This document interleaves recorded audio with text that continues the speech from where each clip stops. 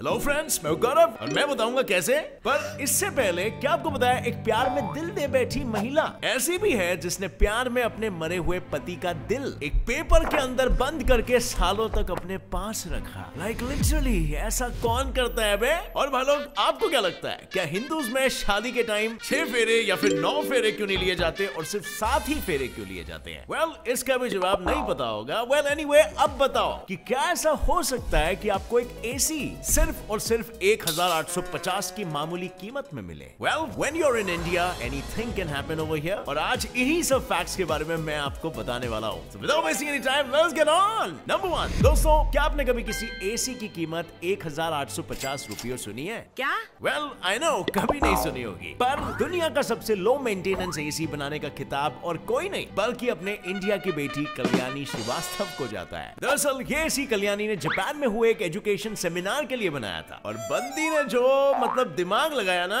इसने अपने एसी को एक थर्मोकॉल से बने आइस बॉक्स से कनेक्ट किया है जो उसमें मौजूद बर्फ की ठंडी हवा को बाहर फेंकने का काम करता था। और तो और ये एसी बिना किसी इलेक्ट्रिसिटी के सिर्फ सोलर पैनल से पावर भी होती है। बट पता है, इतना ही नहीं, अगर आप इस एसी को लगातार 1 घंटे तक यूज भी करते हो तो ये बाहर का तापमान 4 से 5 डिग्री तक कम कर देगा। और भाइयों, इस लो मेंटेनेंस एसी बनाने के पीछे का कारण कल्याणी ने ये कहा कि जहां से वो आती है, झांसी के बुंदेलखंड इलाके से, वहां के लोग एसी अफोर्ड नहीं कर पाते और बस इसीलिए उसने जी जान लगा के मेहनत करके दुनिया का ये सबसे लो मेंटेनेंस एसी बना के दिखाया। और इस आविष्कार के लिए अपने देश भारत में तो इसकी खूब तारीफ की गई और उसे पुरस्कार से भी सम्मानित किया गया, लेकिन उसे असल मायने में बढ़ावा जो देश दे रहा है वो और कोई नहीं बल्कि अपना भाई जापान है। इसके इस 1850 रुपए के एसी को देखते हुए जापान के बड़े बड़े साइंटिस्टों ने उसे अपने देश के एक सेमिनार में इन्वाइट किया है और साथ ही कल्याणी ने अपने आइडियाज और टेक्नो ट्रिक्स जापान की कंपनीज के साथ शेयर भी किया है, which I don't know is the best idea, क्योंकि मुझे तो ऐसा लगता है कि अपने देश के इतने टैलेंटेड बच्चों के आइडियाज अपने ही देश की कंपनी को लेना चाहिए यार, और इससे उन बच्चों का कॉन्फिडेंस तो बढ़ेगा बट साथ में अपनी देश की टेक्नोलॉजी भी तरक्की करेगी। नंबर 2, अब फ्रेंड्स, चिड़िया उड़, मैना उड़, तोता उड़,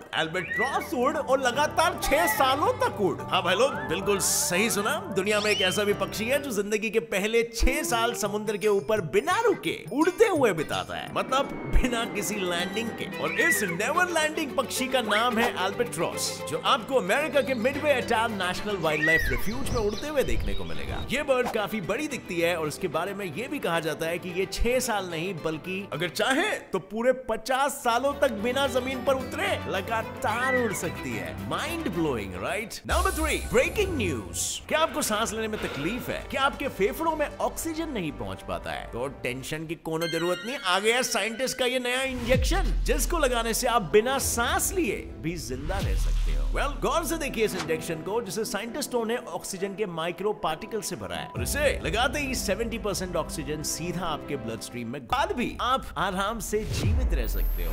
क्या दिन आ गए हैं, वाह। और पता है, जब इन ऑक्सीजन से भरे माइक्रो पार्टिकल्स को साइंटिस्टों ने कुछ सांस लेने में तकलीफ होने वाले खरगोशों पर ट्राई किया, तब उन पर ये इंजेक्शन काम कर गया और वो पूरे 15 मिनट तक बिना सांस लिए जिंदा रह पाए। और अब मैं जानता हूँ तुम लोग क्या सोच रहे हो, फिर भी ना, smoking is still harmful for your health. गौर से सुनिए, अगर आप एक ही दिन में एक ही जगह 11 घंटे से ज्यादा बिना हिले डुले डट कर बैठते हो तो अगले 3 साल में आपकी मौत हो सकती है। और ये बात मैं नहीं बल्कि कुछ रिपोर्ट्स कहते हैं। रिसर्चर्स ने एक सर्वे के दौरान ये पाया कि 35 से 40 इयर्स की उम्र में जिन लोगों की मौत हुई है वो ज्यादातर हर दिन में 11 घंटे से ज्यादा टाइम लगातार कंप्यूटर स्क्रीन के सामने बैठकर गुजारते थे। और साथ ही हर दिन 8 से 11 घंटे या उससे ज्यादा बैठने वालों की डेथ रेट 8 घंटे से कम बैठने वालों से 15% ज्यादा थी। और इन सब के अलावा उनकी लगभग 3 साल बाद मौत होने की संभावना 50% ज्यादा थी। वेल, ऐसा इसीलिए होता है क्योंकि बैठे बैठे बॉडी फैट बढ़ने के साथ साथ मसल्स को भी रिलैक्सेशन नहीं मिलता और इससे डाइजेशन प्रॉपर्ली नहीं होता और इसकी वजह से कई सारी बीमारियां होने के चांसेस बढ़ जाते हैं। और बैक पेन तो आजकल नॉर्मल सी ही बात है। और इसीलिए भाई लोग, लंबी जिंदगी जीनी है तो बीच बीच में छोटे छोटे किटकैट ब्रेक्स तो लेना बनता ही है। नंबर 5, एक 47 साल के बंदे की 40 साल पुरानी गलती ने उसे कैंसर पेशेंट बना डाला। उम्र को देखकर डॉक्टर्स भी हैरत में रह गए, क्योंकि वो ट्यूमर तो ट्यूमर था ही नहीं, तो ये टॉय उनके फेफड़ों में आखिर पहुंचा तो पहुंचा कैसे? सो हेलो, बात ये ना कि जब ये बंदा 7 साल का था तो इसके 7th बर्थडे पर किसी ने इसको ट्रैफिक टॉयज गिफ्ट किए थे, और एक दिन खेलते खेलते इस बंदे ने उन टॉयज में से एक ट्रैफिक कोन अपनी नाक में घुसेड़ लिया और उसे अंदर ले लिया, और इस छोटी सी गलती का उसे जरा सा भी भनक नहीं पड़ा और सालों साल वो पछताता रहा। पर फाइनली इस खिलौने वाले ट्रैफिक कोन को निकालने के बाद भाई साहब एकदम सटीक हो गए। Happy ending after all. Number 6। अच्छा, अब मेरे एक सवाल का जवाब दो तुम। अपने हिंदू शादियों में 7 फेरे क्यों लेते हैं यार? 5 या 9 या 11 क्यों नहीं? 7 जन्म साथ रहने के लिए या फिर स्वर्ग की सीढ़ियां 7 है इसीलिए? Well, you will actually be shocked to know कि 7 फेरों के पीछे कुछ मैथमेटिक्स है। दरअसल 1 से 9 तक में 7 ही एक ऐसा नंबर है जो 360 से डिवाइड नहीं होता। उसी तरह न्यूली मैरिड कपल के बीच भी कभी भी कुछ भी या कोई भी बांटे ना, ये इसके पीछे का लॉजिक है। और दोनों सुख दुख में हमेशा एक दूसरे के साथ रहे, मतलब ये सब रीति रिवाजों के पीछे भी मैथमेटिक्स था। चलो अच्छा है, कुछ तो लॉजिक हमें मिला।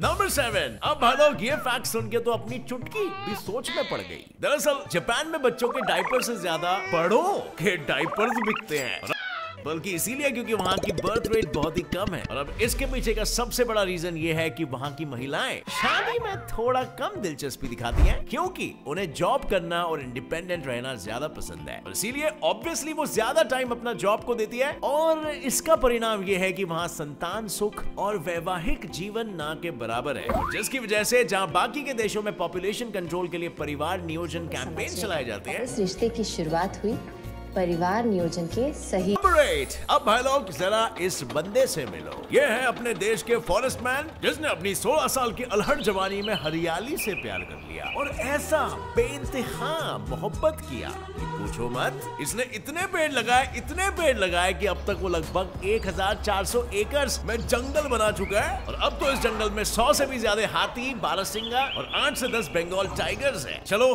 कोई तो है जिसे वाइल्ड लाइफ और ग्रीनरी की चिंता है, नहीं तो किसी को भी इनके बारे में सोचने की फुर्सत कहाँ है। और फ्रेंड्स, अगर इस बंदे की कहानी मेरी तरह आपके भी दिल को छू गई तो लाइक करो या ना करो, पर कोई भी खास मौके पर एक पौधा जरूर लगा लो। नंबर 9। अब भाई जैसे कि मैंने इंट्रो में कहा था, चाइना में नेटफ्लिक्स बैंड है, लेकिन इसके बावजूद नेटफ्लिक्स के 20 मिलियन सब्सक्राइबर्स चाइना से हैं। मतलब सोचने वाली बात है ना यार, जब बैन है तो लोग देखते कैसे? तो भाई वो कहते हैं ना, जहाँ चाह है वहाँ राह है, और बस वहाँ के लोग भी कुछ ऐसा ही करते हैं। नेटफ्लिक्स की वीडियो VPNs यानी वर्चुअल प्राइवेट नेटवर्क द्वारा देखते हैं, जिसमें नेटफ्लिक्स को सब्सक्राइब करना पड़ता है। और फ्रेंड्स, आपके जानकारी के लिए ये भी बता दूं कि VPN के जरिए आप अपना मनचाहा सीरीज देख सकते हो, पर ऐसे साइट्स पर हमेशा कोई ना कोई साइबर अटैक्स और हैकिंग का खतरा मंडराता रहता है। सो चॉइस इज योर्स। नंबर 10। अब फ्रेंड्स, वो कहते हैं ना कि लोग प्यार में एक दूसरे को दिल दे बैठते हैं, और एक बंदी ने तो इस बात को इतना सीरियसली ले लिया कि सचमुच के अपने हस्बैंड का दिल